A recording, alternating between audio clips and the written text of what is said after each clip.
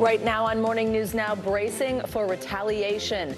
Developing this morning, another deadly Israeli attack in Gaza as fears of a wider war grow. This comes as the U.S. rushes more firepower to the Middle East to deter a potential attack on Israel by Iran, that the White House says could happen this week in response to the assassinations of two top Hamas and Hezbollah leaders. We have team coverage. Also this morning, X Factor, Donald Trump speaking out on X about his assassination attempt in a wide-ranging conversation with Elon Musk. For those people that don't believe in God, I think we got to all start thinking about that. You have to, I'm a believer. Now I'm more of a believer, I think. We'll have more from their interview and the technical glitch that led to a nearly hour-long delay. Plus, an investigation now underway into alleged efforts to hack both the Trump and Harris campaigns, what the FBI has to say. And outbreak alert, at least 3 people dead from the foodborne infection Listeria linked to a popular brand of deli meat, what doctors want you to know. Finally, it's being called the post-Olympic blues. Athletes and fans alike struggling to transition back to regular life after the Summer Games. We will talk you through the emotions and what you can do to cope. That's something I actually heard from a lot of our medal-winning athletes, is that concern about what comes next. I had withdrawals yesterday. I turned on the television and I was like, I want to watch some more sports. I know, just like so nice to have something nice on our TV. Exactly. We'll dig into that in a little bit. Good to have you with us on this Tuesday. I'm Joe Fryer. And I'm Savannah Sellers. We start this morning in the Middle East, where overnight Israel launched more rockets into southern Gaza as the U.S. is deploying a guided missile submarine and carrier strike group with fighter jets to the region. Israel is bracing for retaliation from Iran after the killing of Hamas's former political chief last month in Tehran. Now, U.S. Secretary of State Antony Blinken is heading to the region. He hopes to push peace talks and prevent what many fear could lead to all-out war in the region. For more on this, we're joined by NBC News military analyst, Medal of Honor recipient, Colonel Jack Jacobs. He'll be with us shortly with analysis. First, White House correspondent Monica Alba joins us from Washington. Also, NBC News correspondent Raf Sanchez is in Tel Aviv. So, Raf, we're going to start with you. At least 10 people were killed overnight in strikes by Israel targeting a home in the southern part of Gaza. What can you tell us about that? Yeah, Joe, this strike took place in the city of Han Yunis. It's Gaza's second largest city, and it has been the scene of such intense Israeli military operations over the last 10 days or so. And what's notable is that Israel carried out a very large operation in Han Yunis a few months ago. They said they had cleared Hamas out, and here we are with Israeli forces once again back in the city. In terms of this house, Gaza's civil defense say they pulled the bodies of at least 10 people out from underneath the rubble. Israel's military hasn't specified what exactly they were targeting in terms of that house, but they are saying broadly that they are fighting regrouped Hamas formations in the city of Han Yunis. And of course, this comes just a couple of days before Israel and Hamas, at least in theory, are supposed to be back at the negotiating table in either Cairo or Doha at these U.S.-pushed talks to try to get a ceasefire deal over the line. Guys. Raf, today is a holy day in Israel. It sparked a renewed push by Israeli settlers to move back into northern Gaza. Tell us what today is, why it's important, and what you're seeing because of it, what I just mentioned, and any other protests related to the holiday.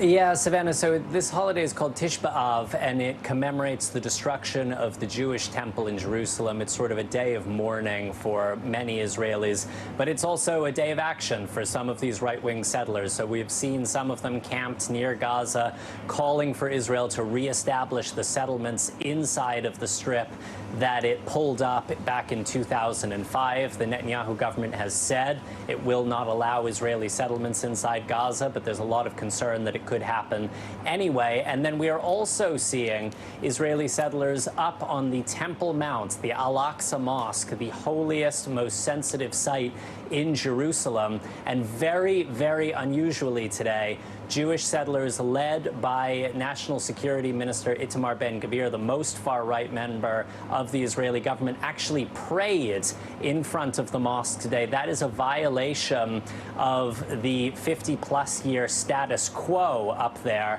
which says that Jews can visit the Temple Mount, but they cannot pray up there. And that has brought at least a mild rebuke by Prime Minister Netanyahu, who says Itamar Ben-Gvir, the national security minister, cannot just formulate his own policy independent of the government. Guys. Raf, what about this claim by Hamas that at least one Israeli hostage has been killed by Hamas guard and 2 other hostages were seriously wounded in a separate incident?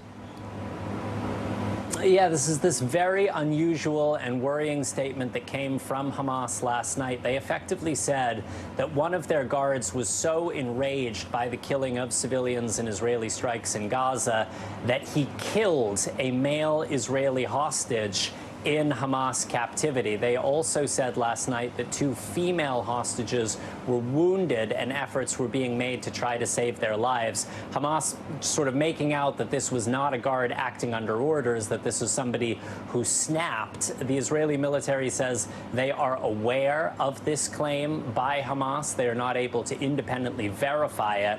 And at this point, Hamas has not identified any of the hostages it says was involved. Guys. Monica, let's bring you into this conversation. The U.S. now has a guided missile submarine as well as an aircraft carrier strike group, as we mentioned, in the area. Obviously, a large show of force here. What message is the Biden administration trying to send at this tense time? Well, it's fairly unusual, Savannah, that they would announce in advance that a submarine like this, that you would associate typically with more of a stealth operation, is moving into a specific region to support a carrier group. But this is something where we have seen during the course of this conflict, the force posture of the United States can be shifted at any time. And the Defense Secretary, Lloyd Austin, specifically is moving some of these things around in anticipation of that potential retaliation, which is what the U.S. is spelling out very clearly could come in the next few days. They have been watching it very closely now for more than a week or so with that kind of a position. So they're saying we want to be cautious, we want to be careful, but if something does happen, we need to be ready to be able to support Israel in its mission to defend itself or in anything else that could escalate further in the region. That has been a really top concern for President Biden, which is why he has spent some time in the last couple of days on the phone with allies like the UK, like Germany, France, Italy, trying to shore up support altogether, not just for that, but for a potential ceasefire deal as well. Yeah, Monica, I want to ask you more about the peace talks, especially with Secretary Blinken heading to the region. Just how much does the possibility of a strike by Iran threaten these negotiations? It certainly could derail them, and the National Security Council acknowledged as much yesterday. They said, look, we hope these continue. We are planning to send our own representatives to be a part of it. We want everybody to come to the table. But they acknowledged that if there is something of really significant escalation in the coming days, that could move it. But President Biden is urging everybody to really come to the table on August 15th to accept these final terms, to try to close the gaps. But we know that those have been the most difficult. We have been this close before, according to senior administration officials, only for the talks to collapse and fall apart. And that is possibly what could happen here, even though they're urging everybody to consider this a last and best final offer, potentially. Monica Alba, Raf Sanchez, a lot to cover this morning. Thank you both. For some perspective on what's happening, let's bring in NBC News military analyst and Medal of Honor recipient, Colonel Jack Jacobs. Always good to have you with us, Colonel. Thanks for your time. So both U.S. and Israeli intelligence indicate Iran could launch a strike any day now. We remember the retaliatory strikes Iran was able to launch against Israel in April that were largely defeated, deflected. Do you think this time around things could look different? What are you concerned about? I'm very much concerned about what the targets will be. To the extent that Iran launches a similar strike and that it's repelled by and large, probably that will be sufficient for Iran to say that they've done what they wanted to do, what they needed to do to save face. But to the extent that people are killed in built-up areas like Tel Aviv, to the extent that the Iron Dome does not perform adequately to protect Israeli citizens, most people fear that this will be an enormous expansion of the conflict there. Colonel Jacobs, I want to ask you about today's reported meeting between Palestinian President Abbas and Russian President Putin. What exactly would they meet about? How concerned should the U.S. be about this? Well, it looks very concerning, but there's something to keep in mind, and that is that Abbas is very poorly thought of in Gaza. As a matter of fact, doesn't have a lot of support even in the West Bank. Not too many Palestinians trust him, and it's difficult to envision a circumstance in which Abbas would take over control of Gaza. Nevertheless, if Israel decides it's going to vacate Gaza, which it has in the past, there's an opening, of course, for Abbas and to take over, and indeed for there to be some influence from Putin. It's not likely to happen. Israel is very much concerned about keeping control in Gaza. And as a matter of fact, one of the recent stumbling blocks to a negotiated settlement has been an increase in Israel's concern about Israel's controlling the southern border of Gaza. Probably not much to make of that meeting, but we'll see what comes out of it. Colonel, this all comes, as we've mentioned, as the U.S. military is speeding up its deployment to the region. Given what we know, what do you think the U.S. military strategy will be in the region once its forces are in place, and should something happen? Well, deterrence, and that's the principal reason why, and the stated reason why all those forces are there. There may be even more forces sent there. It's to deter Iran from doing any more than it did before, any more than retaliating to keep face. We have to keep in mind, though, that there's something going on inside Iran. The new president, who is supposed to be something of a reformer, apparently is not. And as a result of that, his vice president has quit. So it's extremely difficult to see what is going on inside Iran and what will come of their decision to attack. Colonel Jack Jacobs, as always, we appreciate you joining us. Thank you so much. You bet. The road to the White House made a stop on X overnight. That's where former President Donald Trump was interviewed live by the social media site's owner, Elon Musk. Their chat got off to a rough start after it was delayed by tech issues. Musk says the delay was caused by a massive online attack against the site, but that claim has not been independently verified. Once things finally did get underway, Trump did most of the talking. He threatened to close the Department of Education. He repeated debunked claims, and he attacked Kamala Harris's resume at the border. And she's in charge of it because, now she's trying to say she had nothing to do with it. And she's such a liar because she was called the border czar the first day, and it was on the headlines of every newspaper. She's the border czar, and she never even went there. For their part, the Harris campaign slammed the interview, releasing a statement that said, in part, Trump's entire campaign is in service of people like Elon Musk and himself, self-obsessed rich guys who will sell out the middle class and who cannot run a live stream in the year 2024. The FBI says it's investigating alleged efforts to hack both the Trump and the Biden-Harris campaigns. A Trump campaign spokesperson said it had been hacked earlier this summer, claiming that it was part of an Iranian hacking operation. Iran's representative to the United Nations has denied the country's involvement. NBC News Justice and Intelligence correspondent Ken Delanian joins us now to talk more about this. So, Ken, walk us through what exactly the FBI is looking into here. Who is at the center of these attempted hacks? Good morning, Joe and Savannah. Well, we're told the FBI is now investigating attempted hacks against both presidential campaigns. 3 advisors to the Biden-Harris campaign were targeted, we are told, although there's no indication the hack was successful in that case. And one former advisor to former President Trump, who has identified himself as Roger Stone, infamous Roger Stone, who says he's been told that his email accounts have been compromised. And then a current official in the Trump presidential campaign, we're told, has been targeted. The FBI is investigating all this and whether this hack is tied to the government of Iran and what information has been disclosed. News organizations, including Politico and the New York Times, have said that they were presented with what appeared to be internal documents from the Trump campaign, including a 271-page dossier on vice presidential nominee J.D. Vance, internal campaign research on him. They haven't published any of that so far, but they said it appears to be authentic. It appears to be the fruits of a potential hack, and that's what the FBI right now is investigating. As we mentioned, the Trump campaign is blaming Iran for this, saying it was part of a broader hacking operation that Microsoft had flagged on Friday. Tell us about that and what the tech company is saying about all this and Iran's involvement. Yeah, that's right, Savannah. That's why we believe it's Iran, because Microsoft, which has vast visibility over the internet and is itself a cybersecurity company, published a report on Friday saying that Iran, as part of its efforts to influence the presidential campaign, had attempted to hack a senior advisor, former advisor to the Trump campaign, who then communicated with the current advisor. They sketched all that out. They say it was the Trump campaign, but people are putting two and two together, and Donald Trump himself said that he had been told that his campaign had been hacked. And so Microsoft, though, isn't talking because they have an obligation to keep confidential the information of companies with which they do business and campaigns. And so far, they're not saying publicly that these are the same things, but we believe that they are. Ken, big picture, this is a huge worry as we head into the election. How are intelligence agencies working to combat these hacks and the spread of misinformation in the lead up to the election? I have to imagine cybersecurity experts don't think enough is being done.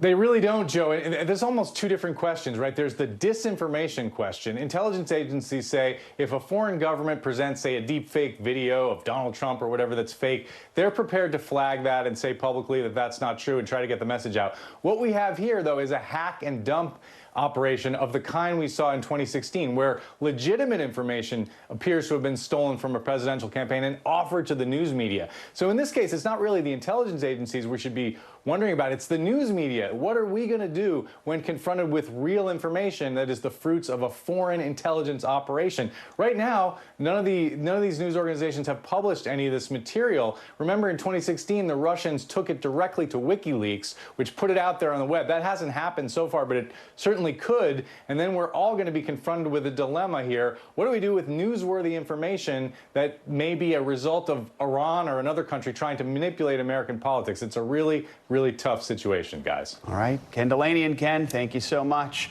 Let's go to California now, where millions around the L.A. area were briefly rattled by an earthquake. Yeah, the 4.4 magnitude earthquake happened right after 12 p.m. Pacific time.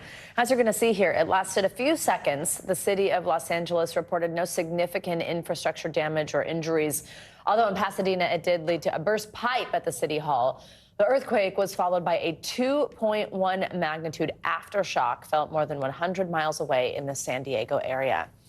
Let's also get you some weather. Tropical Storm Ernesto is making its way through the Caribbean with warnings in effect from Puerto Rico and the Virgin Islands. Let's get the details on that, plus what's happening across the U.S. with your Morning News Now weather. Chief Meteorologist Ryan Hanrahan from our affiliate in Connecticut joins us now. Ryan, good morning. Hey, good morning, Joe. Good morning, Savannah. Good morning, everyone. Yeah, we've got Tropical Storm Ernesto now just beginning to move into the Caribbean, and it looks like Ernesto is going to get very close to Puerto Rico later today and tonight. Let's take a look at the storm right now. You can see it moving from the Atlantic into the Caribbean. There's the swirl there. We've got winds of 40 miles per hour, so it's still a fairly minor tropical storm as these things go. It's moving to the west pretty quickly, to the west at about 20 miles per hour. And that westerly trend is going to continue through the day. We've got a tropical storm warning in effect now for the Leeward Islands, the Virgin Islands, and also for Puerto Rico. That means tropical storm conditions are expected there shortly. And it looks like Puerto Rico is going to get quite a bit of rain from the storm as it moves on through, some gusty winds as well. So here's the expected track. The storm begins to move to the north, so it gets very close to Puerto Rico. Here's Wednesday at 2 a.m., very close to San Juan, winds of 60 miles per hour. Then the storm strengthens as it comes to the north, and it looks like it becomes a fairly formidable hurricane, a Category 2 hurricane, very, very close to Bermuda, but it looks like it stays pretty far to the east of the mainland United States. So there will be some impacts in terms of some big swells and surf and some rip currents, but no direct impacts expected with that storm tracking far to the east out into the open Atlantic. Now, the story across the lower 48 is the difference in temperatures from the south to the north, because it is nice and cool and refreshing across the northern tier from the Midwest to the Great Lakes into New England. The reason why we've got a nice high pressure system that has settled into the Midwest. On the backside of it, you've got the wind coming down from the north, so it's much less humid. It's very, very comfortable. But from the plains to the deep south, it is hot and it is humid. You're on the other side of this front. The wind is coming up from the Gulf of Mexico, and there is quite a bit of heat and humidity out there. And that combination has led to a heat advisory in effect for a good chunk of the south from Dallas to Houston, over toward New Orleans, portions of Florida as well. An excessive heat warning in effect now for the Oklahoma City area. 38 million people impacted by all the heat and humidity. So in terms of temperatures out there, we're looking at high temperatures today up around 100 degrees across a good chunk of Texas. You factor in the humidity. Dallas today feels like 107, New Orleans 109. Orlando 104. Tomorrow, not much relief. In fact, that ridge of high pressure sort of flexes a little bit, so it turns even hotter across the south and the plains. Look at Dallas, feels like 105 tomorrow, 107 in Jacksonville. But on the other side of things are looking a whole lot nicer. Very refreshing air from the Midwest to the Great Lakes to the Northeast. Chicago, 79 degrees on Thursday, only 81 on Saturday in New York.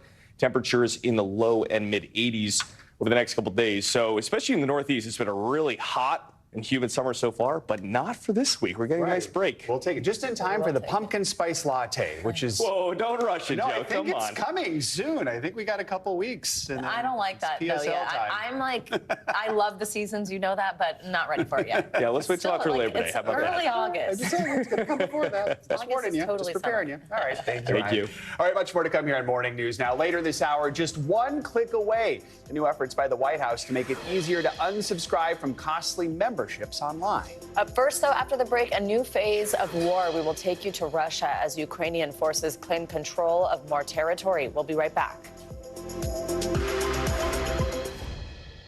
We're back with the latest on the war in Ukraine, which is now firmly spilling over into Russia. President Zelensky confirms his troops did successfully carry out an incursion across the Russian border last week. The move stunned Moscow, putting its forces on the defensive.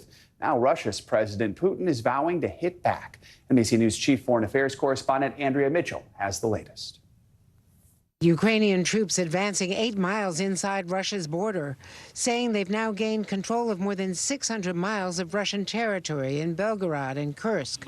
Russian President Putin vowing to retaliate. He says Russian forces will, quote, squeeze out and knock out the enemy from our territories, after the local governor in a televised meeting told Putin Ukraine now controls 28 Russian villages.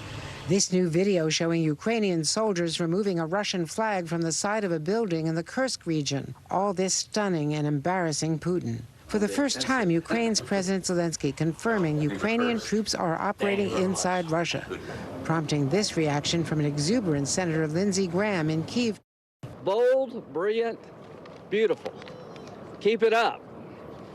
Putin started this. Kick his ass. And no objections from the Biden administration, saying Ukraine was defending itself against Russian cross-border attacks. Our thanks to Andrea for that report. Experts say Ukraine's incursion into Russia could give it leverage in any future negotiations with President Putin. Well, over in Greece, firefighters are racing to contain wildfires ravaging the suburbs of the capital city of Athens. Evacuations are underway while Greek authorities are reaching out to other EU members to help tackle the flames. NBC News international correspondent Josh Letterman has more. In the suburbs of Athens, people are fleeing for their lives, evacuating by the hundreds from hospitals and homes and monasteries, leaving however they can. As a brutal heat wave whips up Greece's worst wildfire so far this year, blanketing the Greek capital with thick smoke, torching everything in its path, and turning the sky into an ominous shade of red. Authorities calling this fire exceptionally dangerous, with flames more than 80 feet high. The wind would go in one direction, then the other, this North Athens man says. The smoke was suffocating. You couldn't see. Your eyes teared up. You couldn't breathe. Greece declaring an all-out war on this blaze. 700 firefighters, 190 fire engines, and dozens of planes and helicopters working around the clock as residents take matters into their own hands, putting out flames however they can. The good news, no deaths reported so far, but more than a dozen injuries, including Pantelis Kyriazis from a village northeast of Athens. He says, the flames surrounded me. I couldn't see. I hit a pine tree, and this happened. It's a crisis that Greece braces for every year, with extreme heat and dry, windy summers fueling unrelenting wildfire seasons, like the one last year. I got a first-hand look at the damage. On the outskirts of Athens, the fire burned so hot that parts of this car literally melted off. More than 20 people died in last year's fires, and scientists say climate change is making it worse. Fiercer wildfires, not just in Greece, but across southern Europe. With temperatures this week expected to surge to 104 degrees Fahrenheit, fears tonight in Greece that the worst may be yet to come. Our thanks to Josh for that report. Well, coming up, a deadly outbreak of Listeria linked to a popular brand of deli meat. When we come back, the new warning from the CDC and what doctors want you to know to stay safe. And you could call it the post-Paris blues. Why some athletes, even fans, are struggling to adjust after the incredible summer games and what you can do to fill that Olympic-sized void. Your weekly check-in is next here on Morning News. We're back with a new warning from the CDC over the safety of deli meats. Officials say at least 3 people have died from a Listeria outbreak that's linked to products by the popular brand Boar's Head. The company has recalled more than 7 million pounds of deli items, and several patients said their symptoms started after eating liverwurst. NBC News senior correspondent Tom Costello has more on the CDC's investigation into when and where the outbreak began. After 9 days in the hospital and 11 in rehab, 88-year-old Sue Fleming is now suing Boar's Head for the Listeria infection that she claims came from eating liverwurst. To be honest, I went through hell and back again, and I'm coming out of it. I don't wish it on anyone. I'm very blessed that I'm alive and talking to you right now. The CDC reports 3 people have died from eating contaminated deli meats in Virginia, Illinois, and New Jersey. Boar's Head now recalling 71 prepackaged and ready-to-eat meat and poultry products tied to a Virginia plant with sell-by dates through October 17th, including liverwurst, ham, bologna, beef salami, and bacon. It's literally the only brand I buy. The CDC reports 43 hospitalizations across 13 states now tied to the outbreak, though the real number of people who become sick could be much higher. Listeria is the 3rd leading cause of death from foodborne illness, with pregnant women, newborns, senior citizens, and anyone with a weakened immune system at greatest risk. Flu-like symptoms, fever, muscle aches, GI upset, those are the classic symptoms of Listeria. And usually people know that something's wrong because they aren't really able to tolerate any fluids. Boar's Head says food safety is our top priority, and we express our deepest sympathies for the affected families. The company and the CDC recommend returning or throwing out any affected deli meat and clean any surface that came in contact with the meat, including refrigerators and countertops. Back to you. All right, Tom, thank you. Let's bring in NBC News medical contributor Dr. Kavita Patel for more on this. Dr. Patel, good morning. How does this spread and how concerning is it? Yeah, it is pretty concerning as we're watching states. And unfortunately, we see on an average year about 1,600 cases of Listeria infections. And many of those can lead to hospitalization and unfortunately death, over 260 deaths a year. So this is serious. It can spread. It can spread from contamination of that original. Usually it's a dairy product, Savannah. So in this case, it's a little unusual, but we do see it with deli meats like liverwurst.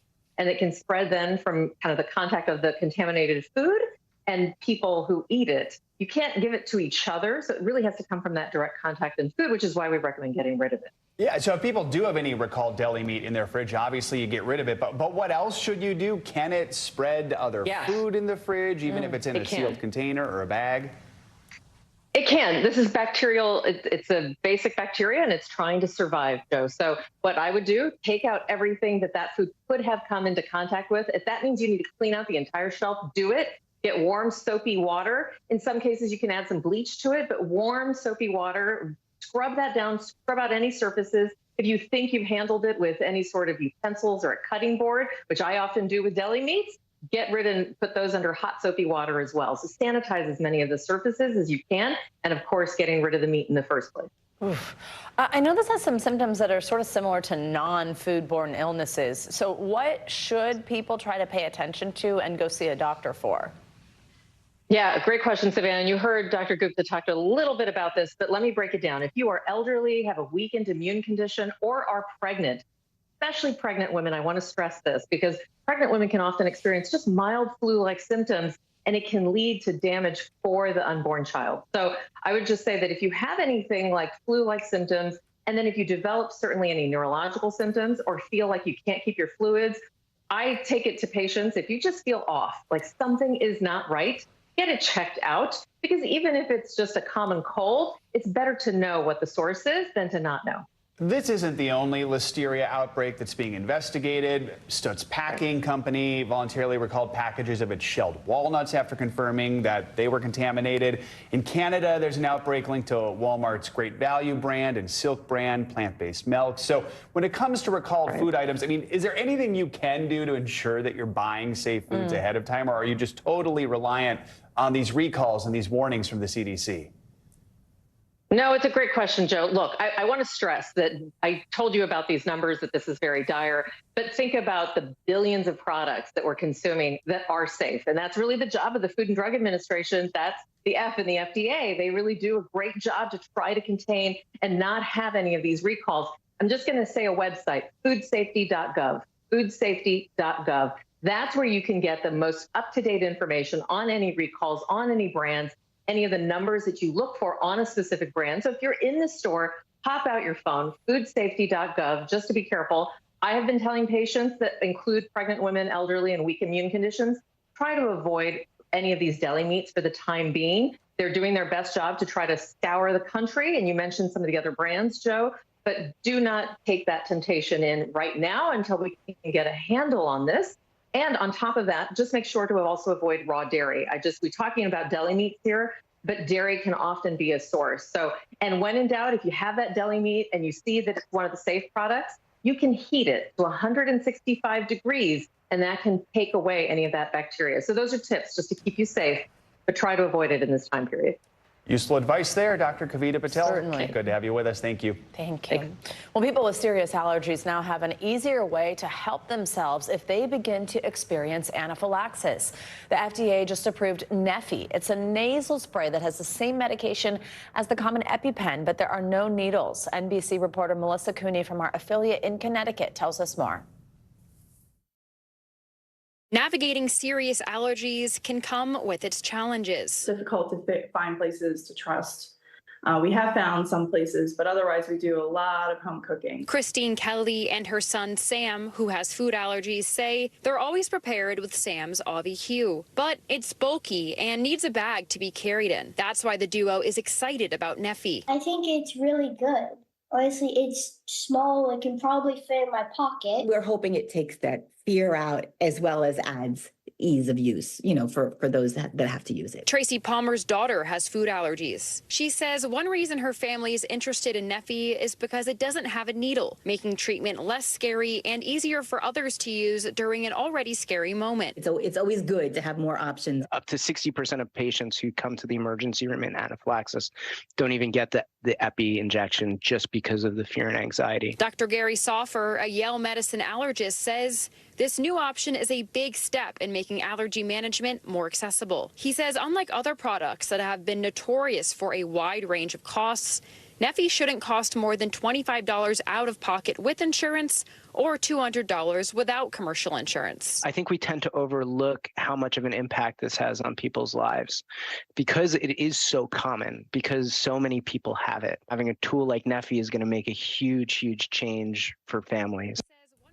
Our thanks to Melissa Cooney for that report. Neffy says distribution will begin in about 8 weeks. Once prescribed, you can get it at a pharmacy. Let's get to our weekly mental health check-in, starting with a closer look at how the end of the Olympics can impact athletes. Yeah, and really all of us, right? Plus also how joy has become an unexpected feature of the 2024 election campaign. Here to help us with that and more is licensed marriage and family therapist, Dr. George James. Good to have you with us. So a lot of us are suffering from the post-Olympic blues now that the games are over. Swimmer Michael Phelps has opened up about how hard going back to regular life can be for athletes. You've just been training nonstop for that moment, and then suddenly it's done. For competitors who might be experiencing this sort of come down, what can they do about it, and what can the rest of us learn from this? Yeah, good morning, Joe. This is actually something that happens to all of us, especially when we think about big events like a wedding or graduation, or even sometimes people say after a funeral. So with the Olympics, when you've trained for your life to get to this moment and it's over, it is a big letdown. One of the things you can do is to focus on what are some of your accomplishments. You might have been fourth in the world, but that's in the world. But also to think about what are the things you might have missed out on that might bring you joy and pleasure. Connect with friends and family, but also take in this moment, recharge, renew, and then go at it again. Yeah, we just saw Gabby Thomas right there, who we're showing on screen. Even just yesterday, she posted herself with a can of Coke, and she said, "I'm drinking sugar." You know what I mean? Like focusing on the things that come when you are such an elite athlete that you have to. I would just go eat all the croissants. I heard a lot of that too. Just eat them all. Absolutely. Doctor, you talked in this segment so much about election anxiety, anxiety just surrounding politics in general, which is totally understandable. People, though, are associating now this campaign with a new word, joy. I mean, we've seen some rise in these lighthearted memes and jokes. Now, no matter your politics, either side, could this lead to a new way of thinking more positively about politics? And is there anything that people who are feeling stressed or overwhelmed can tap into that feeling? Yeah, I think that if you were to ask many people, they would say like all the negative ads, all the doom and gloom actually just weighs us down and makes us not feel really great. But when you infuse joy, excitement, fun, change, that actually makes people feel good. And when you look back in history, regardless of your political party, both sides have tried this at different moments. So to be in a place now with all the things that we've gone through in the past few years, to feel some sense of joy or happiness or hope, I think that makes people feel really good. So I think that's one of the reasons it's really working for this campaign, and that a lot of us are actually looking for something to make us feel good. Speaking of feeling good, there's a new study that suggests classical music can lift our moods. Now, it all has to do with a part of the brain called our extended amygdala. It's my favorite part of the brain. I love that means. All right. What's that? How does this work, doctor? Yeah, part of this is that our amygdala is one of the parts of our brain that helps us with processing information, emotional information in particular. And then the extended amygdala is parts of the brain outside of that. And so what they're looking at is that we've known for a long time that classical music can make us feel better or put us in a good mood. But they looked at folks who maybe are not as well receiving treatment, aren't doing so well. Maybe we can infuse some music to help them deal with depression and feeling low. So tapping into the extended amygdala with classical music to help folks to feel better. And at the end of the day, we all could maybe feel better with some good music and some good vibes. Exactly. We did the orchestra twice last week, and it definitely lifted our mood. So there you go. You are always just consuming shows. I love it. Dr. George James, appreciate you having us on and bringing us joy this morning. Thank you very much. Thanks, Coming up, cancellation frustration. Millions of Americans wasting time and money on subscriptions they do not even use. Well, now the White House is working to try and change that. When we come back, the new efforts to make it easier to unsubscribe and even maybe get some money back. This is Morning News Now. Welcome back. Let's get to some money news. And Joe, this is good news for you. The options are now endless for your next phone upgrade because Google is expected to unveil some new products today. Very excited about that. CNBC's Savannah Henao has that and some other money news. Savannah, good morning.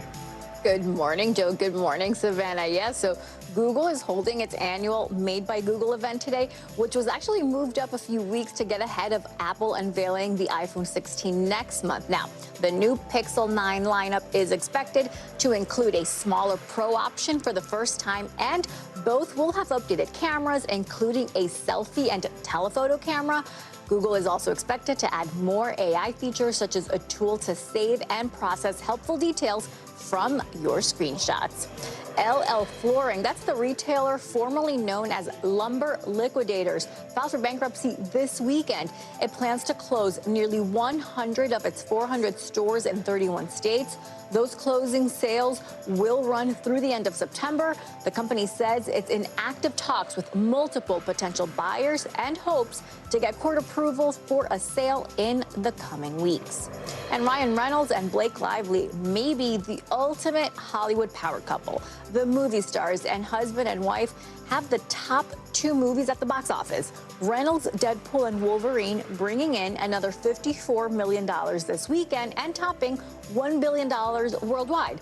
Lively's new film, It Ends With Us, coming in just behind with $50 million. Now that makes them the first married couple since Bruce Willis and Demi Moore in 1990 to go 1 and 2 at the box office, guys. It's a throwback right there. That's a fun stat. It sure is. Rively. Yeah. Yeah, Well, there you go. has Ooh, I anyone like done that Yeah, yet? I don't know. Yeah, do they have a couple name? I don't know. Right. Yeah, we love it. They can take Savannah, thank you. If you've ever signed up for a gym membership or paid for a streaming service, it was easy, right? Just a couple clicks. Totally. But canceling, that can be much more of a challenge. Yeah, it was usually a couple clicks after you've gotten about 1,000 emails, Right, and they're very exactly. available to discuss the sign-up. Well, the Biden administration is trying to change that with a new strategy called Time is Money Initiative. It's aimed at saving Americans from wasting time and money when dealing with memberships and customer service. Yahoo Finance senior reporter Brooke DePalma joins us now with more on this. Brooke, I think this is something everyone has a story about just this week. I was trying to cancel something. It will only let me pause it. I don't know how to cancel it. Talk about this initiative. How does it aim to make it easier for people to cancel their subscriptions and, most importantly, hopefully save some money? Joe, it feels like they just keep stringing you along, right? Well, the Biden-Harris administration, this is the latest effort by the administration to really lower costs for Americans. And so now the administration plans to crack down on companies that it thinks is providing unnecessary hassle and headaches to Americans with excessive paperwork and hold times. As you can see right here, they want to make it easier to cancel subscriptions and memberships like at the gym. They want to require airlines to provide automatic refunds. So that means that as soon as consumers have a canceled flight or change to their flight and they're not offered or don't accept a rebooking, they get an automatic refund. And at the end of the day, we all deal with those chatbots. We all deal with trying to access a real person, and they want to ensure that consumers talk to real people and not just those online chatbots that it seems like now are everywhere. Yeah, I think they're calling them doom loops, too, when you just get stuck in this, like, push one. You can only talk to a robot, not a human. But this isn't just for something like a gym membership or a streaming service or newspaper. It's also calling on health insurance companies, which is a pretty big deal. They want them to allow policyholders to submit claims online. How does that fall under this Time is Money initiative, and when can we see a change? Yeah, well, first, let's note that this is a real rule-making effort. And so this doesn't happen overnight. This ultimately, what experts tell me, will take 6, 9, 12 months. And then, of course, it all depends on the outcome of the 2024 election. But when it comes to health insurance companies, what we do now is we have to submit claims via mail. It's all paper. And so ultimately what they want to do is they want to eliminate those paper claims that you have to ultimately send them in. They could take a while to hear back. And it really creates this process that seems to take longer and longer. They now want to make those health claims available to be able to submit online in hopes to close that loop or close how long it could take. And it's something to compare it to is now Passport. They're now doing a beta testing to allow you to submit renewals or applications for passports online. Looking at the bigger picture here, we know the Biden administration has been trying to target these junk fees from companies for some time. I mean, when you talk about why, clearly, politically, it's a popular move. But these fees, I mean, just how much do they impact the overall economy and spending? Yeah, inflation right now, higher costs, the rate of increase in costs is a hot topic issue ahead of the 2024 election. And so many consumers are really focused on this idea that the Biden administration wants to lower costs for Americans. Now, the administration has been doing this for quite some time. Back in March, they announced that they plan to crack down on unfair pricing when it comes to price gouging. So ultimately, companies raising prices to raise their profits. Then following that administration push, we did hear from Target that it plans to lower prices on roughly 5,000 products. Walmart also announced a private label brand called Better Goods with roughly $5 as the average price point. And so Americans are really paying attention to these efforts that the administration is making, and hearing that companies are responding is ultimately getting consumers to think twice. But at the end of the day, we have to wait and see to see if consumers really say, hey, I got to cancel my membership more easily. I want to thank the Biden-Harris administration for that. All right. Brooke DePalma, thank you so much, Brooke. Appreciate it. Thank you. Let's keep the focus on your money. There is a new spending trend that's actually built around not spending. It's people cutting back. It's called underconsumption core. People trying to romanticize and glamorize spending less. NBC senior consumer investigative correspondent Vicky Nguyen takes a look at the growing online movement and what it could mean for our economy. So much scrolling is about buying stuff. Okay, you seriously do not want to miss today's haul. But now, a new movement online rejecting the consumption overload. I don't want to shop your Amazon storefront or your TikTok showcase. I don't want to see your haul. I don't want to see any more products. It's called underconsumption core. Till I saw the sun. With many of the videos set to relaxing music like Norah Jones, it's about being frugal, getting more use out of old things, and taking the pressure off of yourself to keep up with the influencers. Underconsumption is seeing, oh, what shoes are we wearing this fall, come up 20 times on your For You page, and knowing that the shoes we already have will work perfectly fine. Some creators breaking 1 million views as this trend takes off, casting aside perfectly aesthetic spaces, trading them for more functional living. Thrifting quirky items and spontaneity are encouraged too. That outlook can also help save a buck by downsizing on makeup, beauty products, and new clothes. They care about the environment. They like buying secondhand. They don't care if things are used or beaten up. While the name Underconsumption Core is new, the idea isn't. The no spend trend also going viral and buy nothing groups gaining popularity. Experts say it could be linked to younger Americans feeling persistent economic pressures like the pinch of inflation. It has bubbled up pretty regularly at other times of economic kind of slowing. It happened in the 90s. It happened when the dot-com bubble burst, and it happened again during the Great Recession. Relentless consumer spending helped drive a lot of America's post-COVID economic growth. But now some large U.S. companies say they're seeing their customers looking for deals and buying less. Consumer spending has basically been fueling this economy for years. I mean, post-pandemic, everyone wanted to go out and travel. But now high interest rates, high prices, they've taken a toll. Maybe it's time to reassess all of that revenge spending that we've been doing. The big question, whether underconsumption core is just a short-lived coping mechanism or the signs of a deeper shift that could lead to economic slowdown. Vicki Nguyen, NBC News. Coming up, more proof that Jordan Chiles is forever that girl. Support only growing for the gymnast after she was stripped of her bronze medal. Now, rapper and Olympic superfan Flavor Flav is showing his love, the one-of-a-kind piece of hardware he had made just for her. Next on Morning News Now. Welcome back. We already know the one and only Flavor Flav is the official hype man for Team USA's water polo squad. That's not stopping him from showing up for some of the other amazing athletes who competed in Paris. Enter phenom on the floor Jordan Chiles, who's obviously going through a bit of a medal controversy this week, having her bronze stripped by the International Olympic Committee. But have no fear, Flav is here. In a post on X, he offered Chiles her very own bronze clock necklace in place of a medal. And just a day later, Flav posted a video of the precious piece, delivering on his promise, adding, quote, "I'm always a man of my word." No doubt, Jordan hopes she gets to keep the real bronze, but that's pretty cool, too. Super cool. And Flav is just so awesome. Like, every time I saw him at the Olympics, he's just like full of so much energy, happiness, and him being this cheerleader, it's exactly what we needed, and it's awesome to see him be there for Jordan. Exactly. Love it. Thanks, Joe. Yep. Well, we end this hour with a look at what happens when young voters put away their phones and gather in person to discuss the issues that matter to them most. Can politics be a little more polite? Well, here's what I found. They came from all over the country, more than 400 first-time voters with little more than their age in common. I think you're very right. With one burning question, what happens with politics when people come face to face? I really am curious to hear from different perspectives. Stanford University researchers and the problem-solving organization Helena among the facilitators. They call it America in One Room, a 4-day event in Washington, D.C., getting young voters away from the anonymity of the internet. It is harder to insult somebody to their face because we want to be liked. Online discourse, comment sections, it allows us to be inhuman.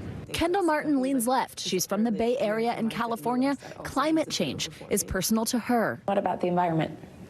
I'm a STEM major, and I take a lot of chemistry, biology classes, so it's something that always comes up is, climate change and global warming. In terms of presidential candidates and politicians, I feel like they could talk about it more. Tyler Konkowski, a conservative from Florida, has serious concerns about immigration and the economy. But he came here hoping to change the perceptions. Recently, Republicans have a really extreme rap of if you're Republican, you don't want abortion, you don't want, you're big in religion, you don't like gay people or LGBTQ.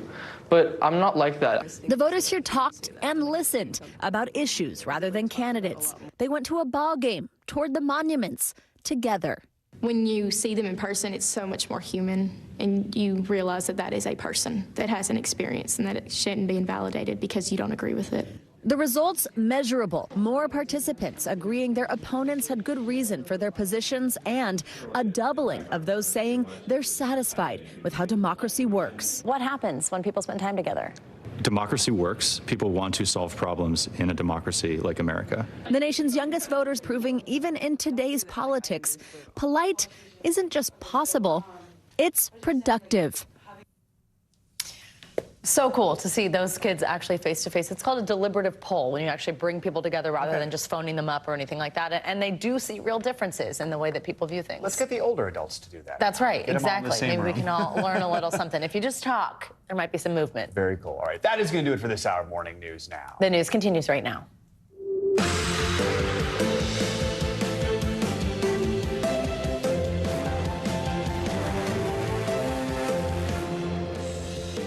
Good morning. Thanks for being here this Tuesday. I'm Savannah Sellers. I'm Joe Fryer. Right now on Morning News Now, exclusive, a wide-ranging and freewheeling one-on-one between former President Trump and Elon Musk taking over X last night.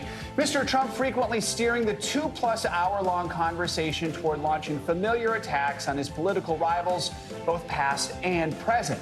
Conversation plagued by technical difficulties that Mr. Musk claims were caused by a cyber attack, though that has not been independently verified by NBC News. We're going to bring you the latest from Washington as Vice President Kamala Harris gains ground on the former president in several key swing states. In the Middle East, Israel is bracing for retaliation from Iran over a pair of high-profile assassinations. Earlier this morning, the IDF striking what it describes as Hezbollah military structures in Lebanon. It comes as the U.S. shores up fresh armed support for Israel across the region. Our Richard Engel has the latest. Plus, a new federal warning over some pretty intense solar flares that have fired up over the weekend. How this latest geomagnetic storm on the sun could affect vital infrastructure down here on Earth. And later in the hour, the big changes that are coming to the high seas as cruise ships ride the wave of a post-pandemic travel boom. Lots of people still hitting those cruise ships. Yeah, I remember we weren't sure if that would happen, but Exactly. here we go. They're getting even It larger. happened. Yeah. Get to that in a little bit. We're going to begin in Washington, where overnight the race for the White House took a detour through the social media site X. That is where former President Trump had a freewheeling conversation with the site's billionaire owner, Elon Musk. And it comes as Trump allies have encouraged him to stay focused on his opponent, Vice President Kamala Harris, after new polling shows him trailing her in some critical swing states. NBC's Garrett Hake has the latest. Hey, Joe, Savannah, good morning. As this race has tightened, Donald Trump has been looking for new ways to reach what undecided voters may be left. After a lengthy technical delay that host Elon Musk blamed without evidence on a hack, this streaming conversation got underway overnight. 2 hours packed with attacks on Trump's current and former political opponents. Donald Trump overnight making a return to his old favorite megaphone, taking part in a streaming conversation on X with the site's billionaire owner, Elon Musk. You're an interesting character. Musk endorsing Trump again in the friendly discussion. I think you're the right path. Which began about 40 minutes late, plagued by technical difficulties. My apologies for the late start. The former president railing against his new political opponent, Vice President Kamala Harris. We cannot have her. She's incompetent. She's as bad as Biden. Trump suggesting Harris would be too weak to oppose foreign dictators and discussing his own negotiations with Russian President Vladimir Putin over attacking Ukraine. I said to Vladimir Putin, I said, don't do it. And I told him things that what I do. And he said, no way. And I said, way. Mr. Trump mispronouncing Harris's name as he brought up a recent Time magazine cover on the vice president. It was a drawing.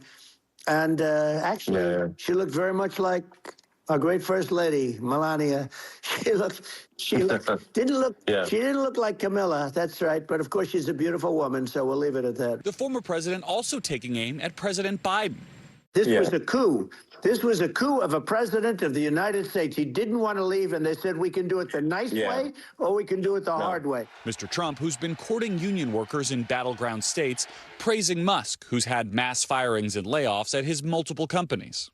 They go on strike and you say, that's okay, you're all gone. The Harris campaign responding to the event overnight, saying, quote, Trump's entire campaign is in service of people like Elon Musk and himself, self-obsessed rich guys who will sell out the middle class and who cannot run a live stream in the year 2024. The FBI says it's now investigating what the Trump campaign has characterized as a hack of its computer networks by Iran. FBI officials aren't commenting on what they think happened here. Now, a source familiar with the matter says the Bureau is also looking into the attempted hacking of several Biden-Harris staffers as well. Right now, it's just not clear if that attempt was successful. Savannah, Joe? All right, Garrett Haig, thank you so much. Let's now bring in NBC News senior political editor Mark Murray. Mark, good morning. Thanks as always for being here. Let's start with the state of the race, specifically when it comes to the battleground states that, of course, always crucial in any election. We talked about this yesterday. Tell us today, what are we seeing in some of the recent polling? Yeah, Savannah, we still have a close and competitive contest within the margin of error. But what has changed is that Vice President Kamala Harris is now in the lead as opposed to Donald Trump before Joe Biden's exit. You end up having Harris with a 4-point lead in the essential battleground states of Michigan, Pennsylvania, and Wisconsin. But importantly, those results are within the margin of error. And this is going to be a very close race for another 3 months. Let's talk about a state judge ruling against independent candidate Robert F. Kennedy Jr., his effort to appear on New York's general election ballot in the fall. Of course, New York, not exactly a swing state, but what more can you tell us about this?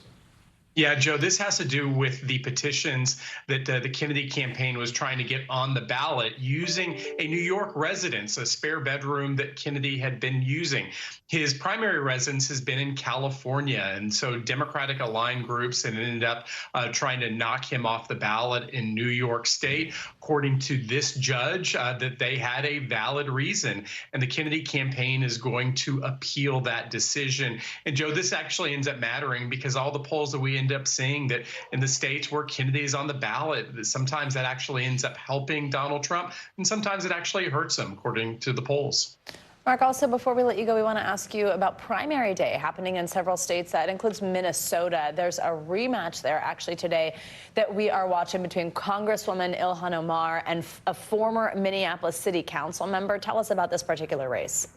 Yeah, that former city council member is Don Samuels, who actually ran against Omar in 2022. It was a close contest. This time around, Omar ends up having the spending advantage, and that is crucial, Savannah, because when we've seen other so-called squad members go down to defeat in recent months, I'm talking about Cori Bush in Missouri or Jamal Bowman in New York State, they ended up getting outspent in those contests. And so that, I think, is actually key.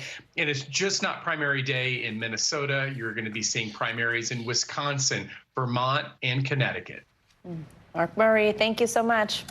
Now to the Middle East. Israel remains on high alert for possible strikes from Iran in retaliation for the recent assassinations of top leaders of Hamas and Hezbollah. The White House is worried those attacks could be significant. As NBC News chief foreign correspondent Richard Engel reports, any progress toward a hostage deal might be derailed. It's a moving target. Yesterday, it seemed like military action from Iran was imminent. Israel put itself on its highest state of alert and readiness and is still on high alert. But in the background, there are many diplomatic efforts to try and reach a ceasefire in Gaza and de-escalate the tension. But those efforts are extremely fragile. Israel attacked this morning what it described as Hezbollah military structures in Lebanon in response to Hezbollah strikes on Israel yesterday. But this tit for tat isn't the big one. The expected major Iranian retaliation, likely in concert with Hezbollah, for Israel's dual assassinations 2 weeks ago of a Hezbollah commander in Beirut and a Hamas leader visiting Iran. The Israeli military announcing last night it's now at its highest state of alert and readiness. The U.S. also concerned. We have to be prepared for what could be a significant set of attacks. But will Iran call it off? In a joint statement, the United States, France, the UK, Germany, and Italy called on Iran to stand down its ongoing threats of a military attack against Israel, adding the countries discussed the serious consequences for regional security. The U.S. military has made some of those consequences abundantly clear. The Pentagon announcing it's speeding up the arrival of a second aircraft carrier to join a guided missile submarine and a squadron of F-22 fighters already pre-positioned. The Biden administration and Arab mediators want to push ahead with diplomacy and stop the war in Gaza with a ceasefire and hostage deal in talks that could resume this week, unless the Middle East goes up in flames. In Gaza, Israeli strikes continue. The Hamas-run health ministry says at least 142 people have been killed in the last 48 hours. A woman in Han Yunis telling our cameraman, "Enough. We are tired. We can't bear it anymore," she says. Israel launched its war in Gaza after Hamas murdered around 1,200 Israelis in October. Israel says Hamas fighters are hiding among civilians. And Hamas announced that 2 of its guards, suggesting that they were operating alone, shot and killed a male Israeli hostage and seriously wounded 2 females. Israel says it's investigating. All right, Richard, thank you. Now for more, let's bring in NBC News global security reporter Dan DeLuce. Dan, good to have you with us. So as we just heard, the U.S. is sending this guided missile submarine and an aircraft carrier strike group to the region. How important is a U.S. show of force in the area right now, considering the ratcheted up threats from Iran? I think it's important, Joe, but, there are limits to what the U.S. can do right now to influence this very dangerous, volatile situation that we just heard about from Richard Engel, right? So they are trying to send a signal by sending this aircraft carrier, by announcing a submarine, which usually they don't even acknowledge. It's to try to deter Iran, to send a message that the U.S. won't tolerate some kind of major conflagration. But of course, in the end, it's going to be up to the parties there on the ground what happens. And Iran has vowed to retaliate after they said this assassination that took place, the leader of Hamas was assassinated in Tehran, and Iran says that was done by Israel. So, then Israel will feel obliged perhaps then to retaliate after that. So there's great fears that this could escalate. Now, on the counterweight to all that is that there's a feeling that Iran doesn't want a direct, full-blown war with Israel and a wider war that would draw on the U.S., that they wouldn't be able to handle that, and they'd prefer this kind of indirect conflict where they operate through these proxies in Lebanon and Gaza and so forth. But I think the U.S. is trying to do what it can, both diplomatically and by the show of force, to try to contain this, to put a lid on it. Today, the Israeli National Security Minister visited the Al-Aqsa Mosque and led a prayer. That violates the Israeli government's long-standing ban on Jewish prayer at the compound and really just has so many fraught implications there in the region. While he was there, he told reporters that Israel must defeat Hamas, not bother with going to conferences. The prayer there did receive a soft rebuke from Prime Minister Netanyahu. But what do you make of that and of seeing something like that happen during this time? It really illustrates the political divisions and tensions inside Israel right now. So Netanyahu's coalition includes these very far-right parties and politicians who are, in this case, openly opposing even negotiations for a ceasefire and for the release of hostages held in Gaza. So kind of openly defying the government's official position and the stance of most Israelis, frankly. So the problem is Netanyahu is in this very weak political situation where he's trying to keep this coalition together. And there are these far-right voices that are saying no negotiation, no compromise. And then on the other hand, he's got protests in the street with Israelis saying, we've got to negotiate, we've got to get the hostages back. And now we have new reporting today from the New York Times. They've gotten a hold of what they say are internal documents for Israel's negotiating positions over the past several months. And they're saying that these documents show that there was a tentative agreement, but very close to being clinched a few months ago. And then Netanyahu's government came up with new positions, basically hardened their stance and kind of changed the goalposts. And that's an illustration of this tension between the far right and other members of that coalition. And it could mean that the ceasefire won't ever be forged here, it won't be agreed, and the conflict will drag on. Quickly, Dan, given all that is going on, I mean, just how worried is, officials in the Pentagon that there could be a larger proxy war between Israel, the U.S., and Iran? Oh, Joe, I think there's concern across Western capitals, across the Biden administration, across the Middle East. There has been a danger ever since the Hamas attack in October that this could explode and spread. And it already, in a way, is a regional conflict. You have U.S. Navy ships having to try to defend commercial shipping in the Red Sea, fending off missile and drone attacks from the Houthis based in Yemen, who are backed by Iran. We have these border skirmishes on the border of Israel and Lebanon with the Iranian-backed Hezbollah militia firing and trading fire with Israeli forces there. Now, the hope is that these negotiations will end in a ceasefire, and hostages will be released that are held by Hamas, and that will lower the temperature. But that's been the hope now for months.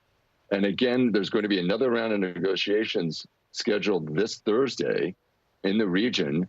But in the meantime, tension is building, and Iran's going to attack. So, yes, the danger and the risk is very real. All right, Dan, thank you so much. In Greece, firefighters are battling fierce wildfires that are ripping through the suburbs of the capital of Athens. Dozens of communities have been ordered to evacuate, with smoke and ash covering the city at the height of the tourist season. NBC News International correspondent Kelly Kobaya joins us now with the latest. Kelly, good morning.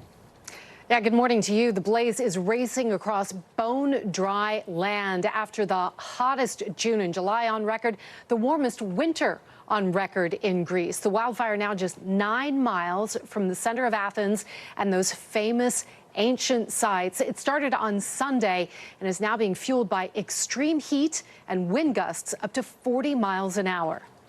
Flames shooting more than 80 feet into the air as a fast-moving and unpredictable wildfire closed in on the Greek capital of Athens overnight. The ancient buildings that make the city a tourist hotspot, with more than 1 million Americans visiting every year, in the path. I've never seen anything like it. I've never seen a fire like this or clouds like we've seen all over Greece. Susan Nesmith and her husband from Alabama saw the fire when they arrived Sunday. We couldn't believe all the smoke and just literally so close to us, and just a giant smoke cloud that almost looked like a mushroom cloud from a bomb or something.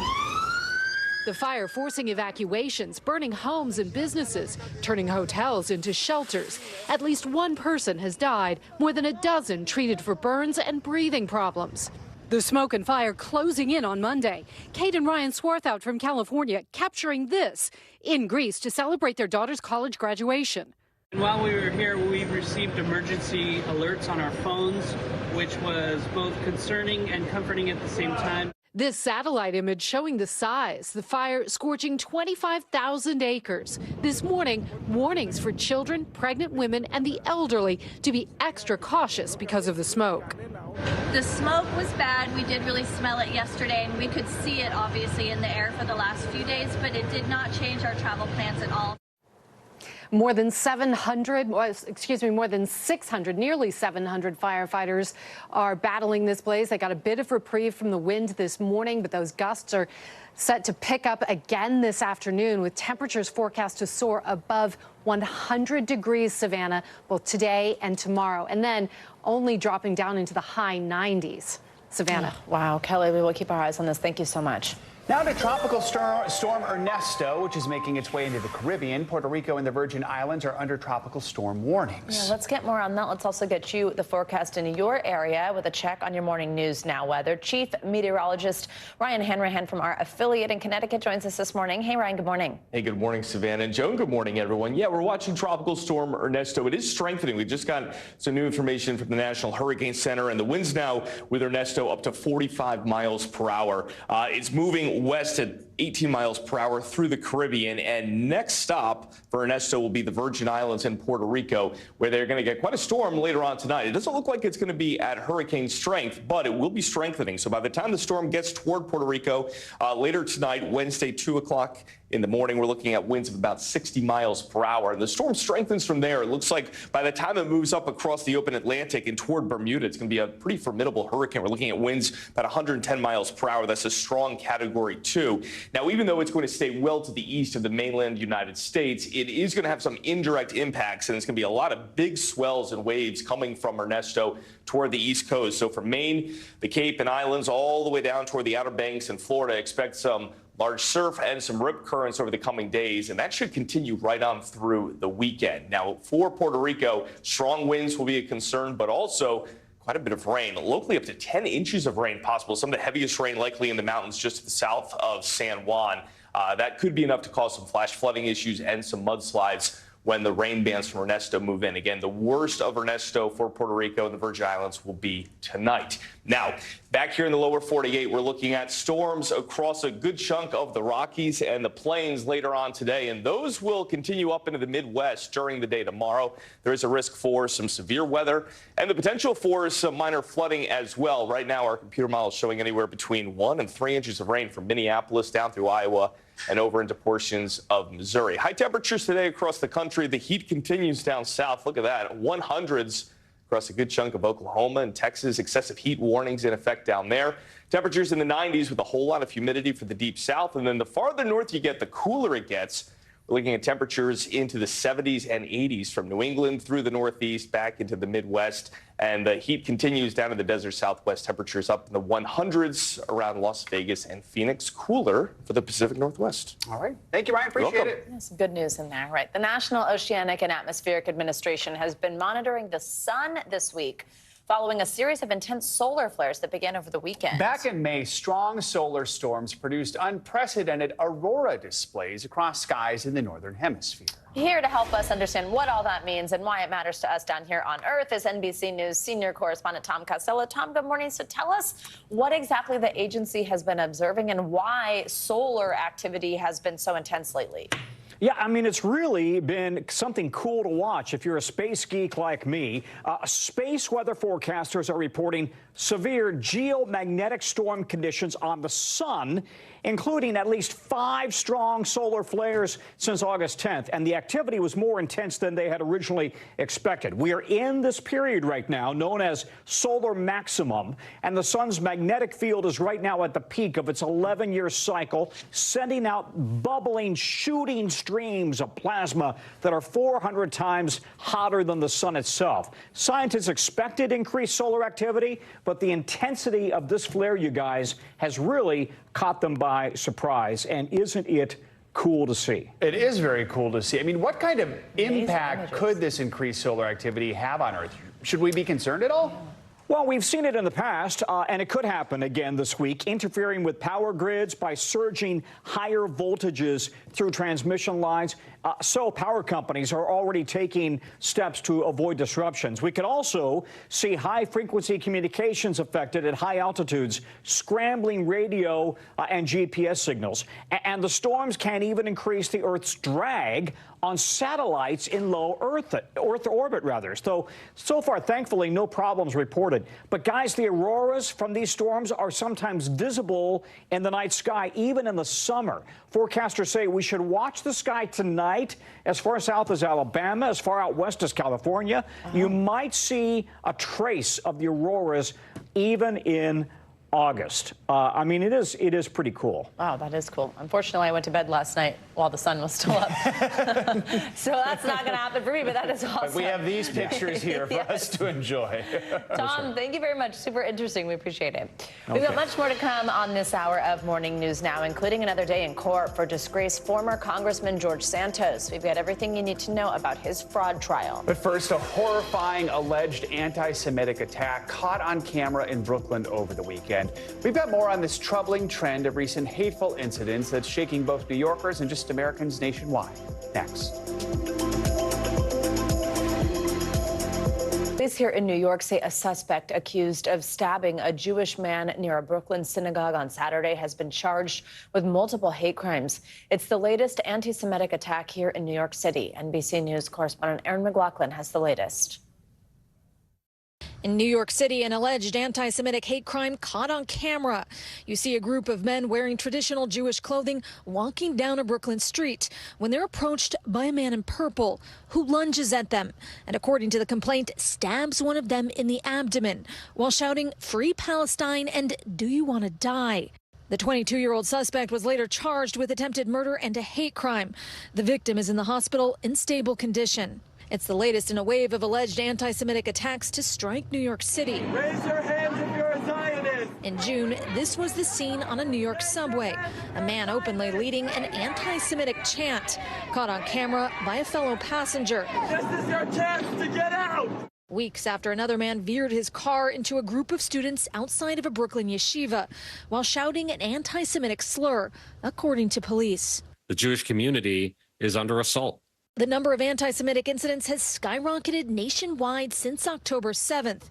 CARE also reporting a record number of anti-Muslim incidents. When Jews, just because they look Jewish or wear Jewish garb, are basically ascribed the actions of the state of Israel. That's increasingly the type of anti-Semitism that we're seeing in this country. We've learned that a former Cornell student was sentenced to 21 months in prison for making anti-Semitic threats against students on campus. Back to you. Aaron, thank you very much. On Long Island in New York this morning, disgraced former Congressman George Santos will be back in federal court for the first time in months ahead of his upcoming fraud trial. Santos is set to appear in front of a federal judge for just the second hearing since he was expelled from Congress 8 months ago.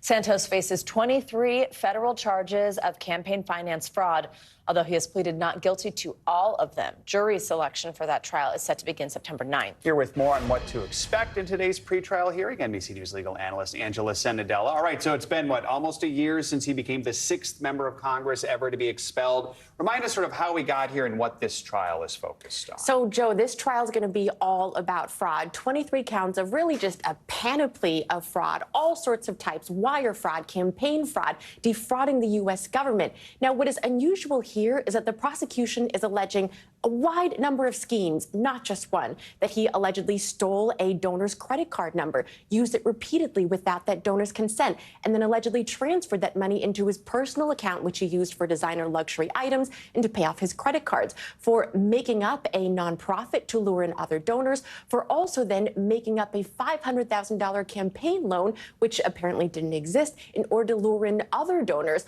Also, unemployment fraud. He allegedly lied on federal forms in order to obtain unemployment benefits during the pandemic. So really, all sorts of fraud he's on trial for. In May of 23, he was hit with 13 counts. In October, prosecutors just added 10 more. Note, they can do that. They can keep adding charges. So here we are now with 23 charges. Angela, explain to us what we will see today and why, because like we just mentioned, jury selection doesn't start until next month. What happens today and what does it mean moving forward? Right, so we get a great hint of what we'll see today based on the paperwork that both sides filed before the hearing today. So for the defense, they are arguing that in order to get a fair trial, this man is so famous, there has been so much publicity around him that precautions have to be put in place for jury selection. Now, we'll also hear, though, some arguments likely from the prosecution, where they want to include different types of evidence, and then the judge has to decide what is more probative, what is more prejudicial. They want to include evidence of all sorts of past lies, that he allegedly lied about his education, and also they want to bring in parts of his book. We also saw that in Hunter Biden's trial. Whenever you write a book and are on trial for fraud, the government really tries to use your own words against you. As you point out, George Santos is famous, or some might say he is infamous. We know that his legal team actually wants jurors to fill out a perspective questionnaire about how they view him. Prosecutors don't like this idea. Is this unusual, and do you think the judge will go for it? I think it is. Well, first of all, it's very unusual, and I don't think the judge will go for it. The prosecution is claiming this is just a delay tactic. Look, New York State, we've seen all sorts of famous faces, including the former president, Donald Trump. He didn't even get that treatment of having jurors pre-fill out surveys. All he got was the day of asking some questions, not even political affiliation. So it's more likely they will follow along that lines and not grant these. But look, both sides can bring up whatever requests they want, then it's up to the judge to decide. Angela, there was talk at one point, or speculation, I guess I should say, about a potential plea deal. Could something like that happen, or do you see this going to trial? So always that could happen, and we never really know because both sides could also be posturing. It is surprising to me there hasn't been a plea deal already, given that George Santos has admitted to a lot of the lies. Even if he hasn't admitted to the charges, he has admitted to the lies, which then would set the grounds for a plea deal, a guilty plea. See what happens. All right, Angela Senadella, thank you so much. Certainly stay on that one. Now for some international news, starting with new developments in Ukraine's offensive inside Russia this morning. NBC's Claudia Lavanga has that and some other world headlines. Claudia, good morning. Joseph, good morning. Well, that's right. In a video statement posted online, Ukraine's top commander said that Ukrainian troops now control about 400 square miles of Russian territory in the region of Kursk across the border from Ukraine. Now, General Alexander Syrsky said that fighting continues along the entire front line and the situation is under Ukraine's control. This is the first time a Ukrainian military official commented on the incursion that has led to the evacuation of tens of thousands of Russians living in regions bordering Ukraine.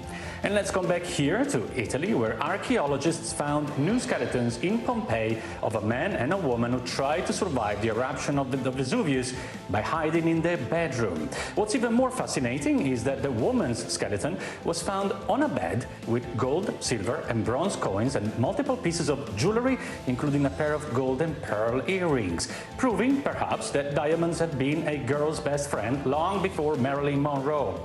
And today is International Left-Handers Day, an annual event that started in 1992 meant to celebrate left-handers everywhere in the world, especially in the UK, where they came up with events like left versus right sports matches, a left-handed tea party, pubs using left-handed corkscrews where patrons drink and play pub games with the left hand only, and so forth. Now, famous left-handers are Nicole Kidman, Prince William, Keanu Reeves, former President Obama, Julia Roberts, and many more. Is either of you guys left-handed? Many more. Right I was going to say, right including you can identify us by the famous ink, left-hander Joe ink Fryer. that's on our left hands. That's true. I use a fast-drying pen. This is why I'm so possessive of my pen. The ink dries fast. That is true. Then you don't. Anyway. Happy Left-Handers Day. Yeah. Yay. We're celebrating you. All right, coming up, we've got the latest on Team USA gymnast Jordan Chiles' battle for bronze. Yeah, the International Sports Court shocking the Olympic world once again, saying that it will not reconsider that controversial decision to strip Chiles of her medal in Paris. How USA Gymnastics is responding this morning. That's next. Stick around. We are back with the latest developments in USA gymnast Jordan Chiles' battle to keep her Olympic bronze medal. The latest message from the International Sports Court is that it will not reconsider its decision, which bumped Chiles back down to 5th place in the floor final.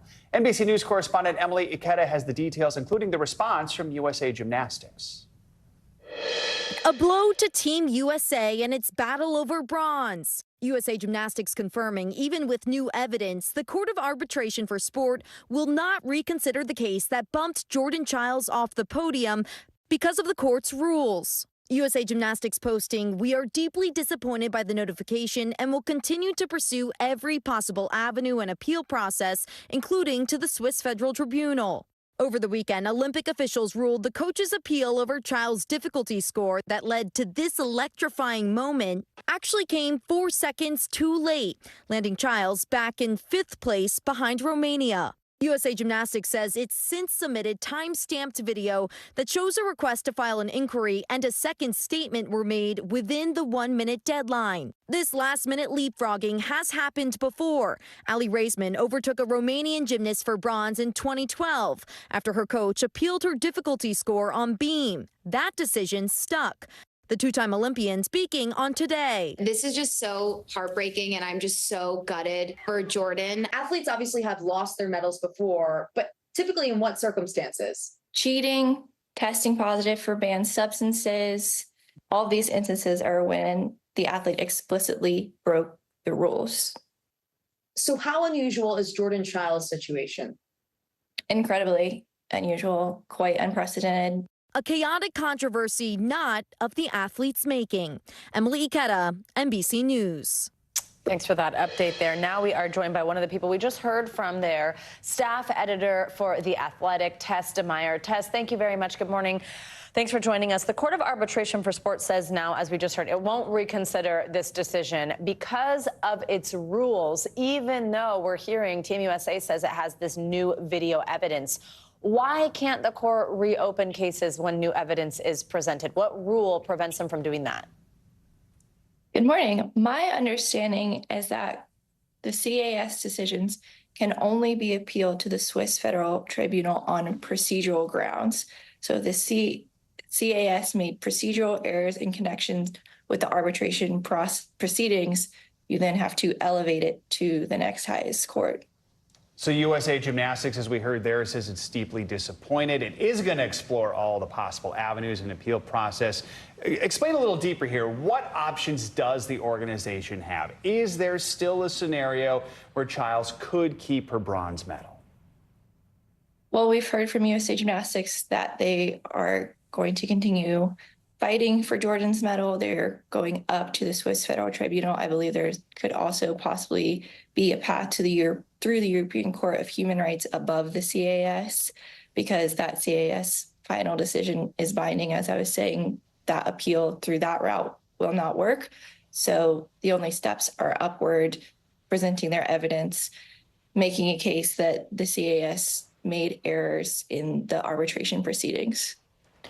Chiles, did not do anything wrong in this scenario. The reason that this whole thing came about is because the judges did not accurately give her a difficulty score for something that she did, in fact, execute on that floor.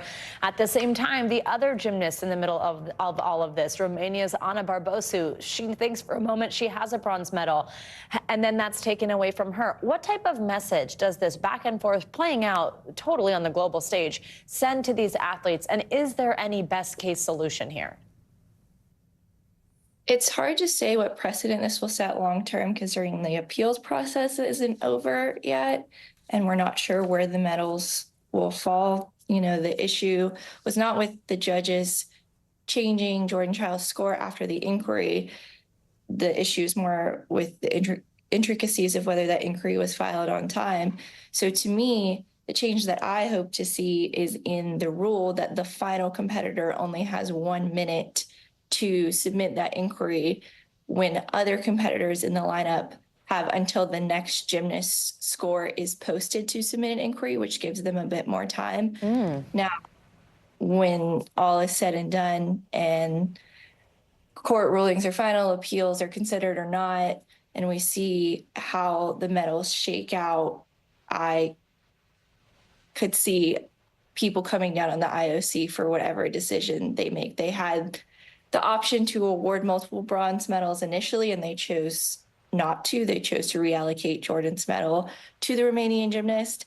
I'm not sure if they'll backtrack, but to me, this is just not in line with the Olympic spirit and what the Olympics is about. So the IOC could have taken what I view, and I think what is the popular view, the correct step of awarding multiple medals, given that this was a judging error and not an athlete error at all. But they did not do that initially. Absolutely. Tess DeMeyer, obviously a big talk or something we'll continue to follow. Thank you for joining us on it this morning.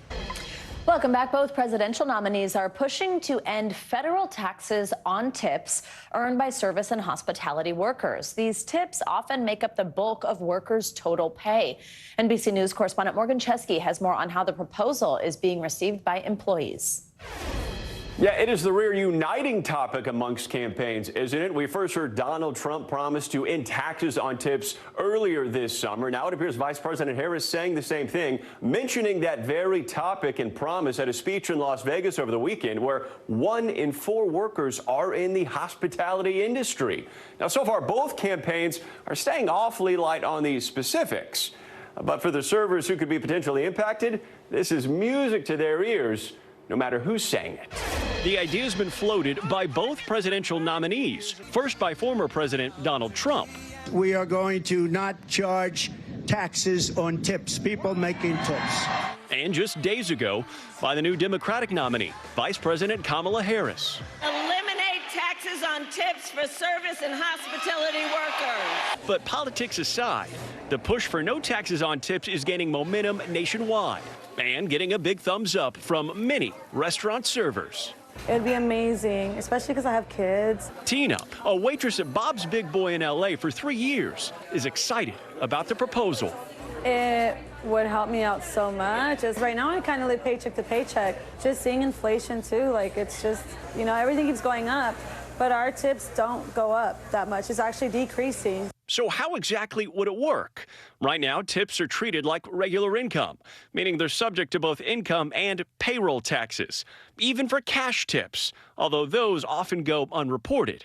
Nationwide, more than 5 million workers are paid a sub-minimum wage, where servers rely on tips to subsidize their earnings, and many waitstaff and bartenders get 3/4 of their income from tips. If a policy exempting tips from tax were to pass, experts say it could be challenging to administer, and note that it would only help a small fraction of the low-income workforce, about 4%, that worked in tip jobs. The nonpartisan Committee for a Responsible Federal Budget estimates that exempting tips from both income and payroll tax would reduce tax revenue by $150 to even $250 billion every year. I think that we should be taxing the wealthy more, not taking out of the pockets of wait people. Servers like Tina say the policy could make a big difference. I know a lot of servers that have been here for years, and for us to actually kind of be in the eye of politics, like, it's crazy to me. Now, for as big an idea as this is, we're still awaiting to see the specifics from both of those campaigns, most notably whether they would roll back the income tax and the payroll tax as well. That's a critical one because it funds both Medicaid and Social Security. We'll send it back to you. Morgan, thank you so much. Let's get to some breaking financial news this morning. Starbucks is getting a new CEO, and it's a familiar food industry face. CNBC's Silvana Henao has more on that breaking news and some other money headlines for us. Hey, Silvana, good morning. Hey, Savannah. Hey, Joe. Good morning. Yeah, so a C-suite shakeup at Starbucks with CEO Laxman Narasimhan is out effective immediately. Chipotle CEO Brian Niccol replacing him. Now, Narasimhan took over as chief executive in March 2023. The coffee giant's performance has struggled this year, hurt by weak sales in the U.S. and China. That's its two largest markets. And Starbucks shares have fallen 21% during his tenure. Brian Niccol has served as Chipotle's CEO since 2018 and helped the chain rebound from its foodborne illness scandal and led its restaurants through the pandemic. He will take the helm September 9th. The hidden cost of owning a gas-powered car, well, those can add up to nearly $7,000 a year. A new Bankrate study focuses on costs such as car insurance, vehicle taxes, maintenance and repairs, and gas. Full coverage insurance is the highest expense for car owners at an average of $2,300 a year or $194 a month. This is followed by gas at $1,800 a year or about $150 a month. Now, the South and the Midwest are more likely to have higher average annual costs, while the Northeast and the West are lower. Georgia has the highest average hidden costs at $8,200 a year, and New Hampshire has the lowest. KFC is expanding its $5 value menu as fast food chains tried to lure back customers turned off by higher prices. The updated menu, which is available now, features 3 options: 8 chicken nuggets, the famous bowl with chicken nuggets, and a 2-piece drum and thigh meal. KFC will also continue to offer its $10 Tuesdays deal with a bucket of 8 pieces and drums and thighs, and a $20 family deal, guys. All right. They still have sporks, right? Yeah, they do, because honestly, I've had it not that long ago. Oh, there you go. And I love the famous bowl, so that's pretty cool. It's on the $5 value menu. There you go. Love it. $5. All right. Savannah, thank you. Thank you. Coming up, we are bringing you a little vitamin C, SEA, this morning with a closer look at how some cruise lines are working to keep up with a post-pandemic boom in demand. After the break, the big changes that might be coming to your next vacation to account for the tens of millions of Americans looking to set sail this year. That's next on Morning News Now.